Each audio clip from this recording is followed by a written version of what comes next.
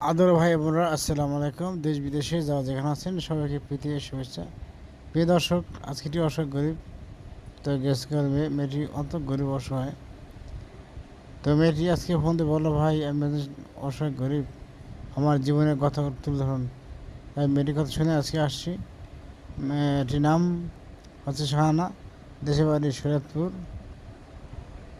দুঃখের সাথে বলতে হয়, মেয়েটির ছোটোবেলায় মা এবং বাবা দুজনেই চলে যায় এই মেয়েটি দেখে। তখন মেয়েটি বয়স ছিল 7-8 বছর। তো দুঃখের সাথে বলতে হয়, মেয়েটি দেখার মতন কোনো লোক ছিল না। মেয়েটি আস্তে আস্তে বড় হওয়ার পরে দাদির কাছে মানুষ হয়। দাদি ছিল, দাদি সাথে এসে থাকে, কষ্ট কাজ করে।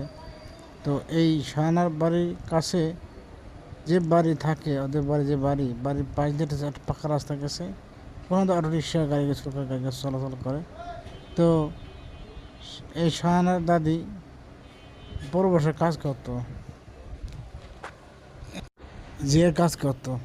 একসময় শাহানার দাদি কাজে যেতে পারে না, অসুস্থ হয়ে গেল। তখন শাহানা কী করবে, যে দাদি কিছু টাকা জমা টাকা আছে, ওই টাকা দিয়া আস্তে আস্তে ছোটো একটা দোকান দিল বাড়ির ওই কাছের সাথেই, ঘরের সাথেই দোকান চলতেছে। তো ওই দোকানে চা, বিস্কুট, রুটি, কলা, সিগারেট এগুলি বেশ কেনা হয়। আর শাহানা দাদি কাজ যায় না, ওই শাহানা সকালবেলা ঘুঁটে উঠে নাস্তা বানায়, খাওয়া দাওয়া করে, দাদি খাই যে খায়, খেয়ে আবার দোকান খুলে 1টা-1.5টা মতো চালার পরে রাস্তা আবার খাওয়া দাওয়া করে, দুপুর খাওয়া দাওয়া শেষ করে আবার 4টা-5টা দোকান করে রাত 8টার মধ্যে দোকান চালায়। এভাবে শাহানার জীবন চলে।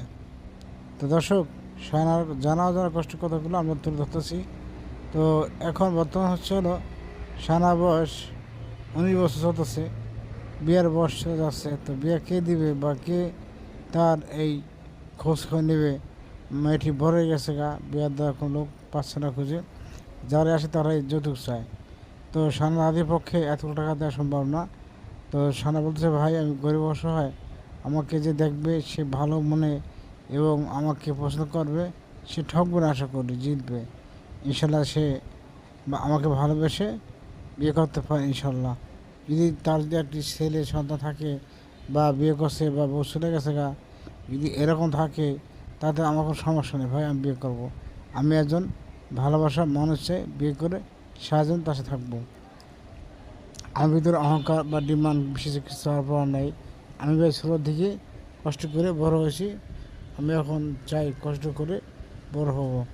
আমার জীবনে একটি আশা, যে আমার জীবনে আসবে, আমাকে ভালোবাসবে এবং বিয়ে করবে, তাকে সাহায্য, আমার স্বামী স্ত্রী আর ভালোবাসা আমি তাকে দেবো, তাকে কখন ঠকাবো না, তাকে আমি অমর্যাদা করবো, তাকে ভালোবেসে যাব।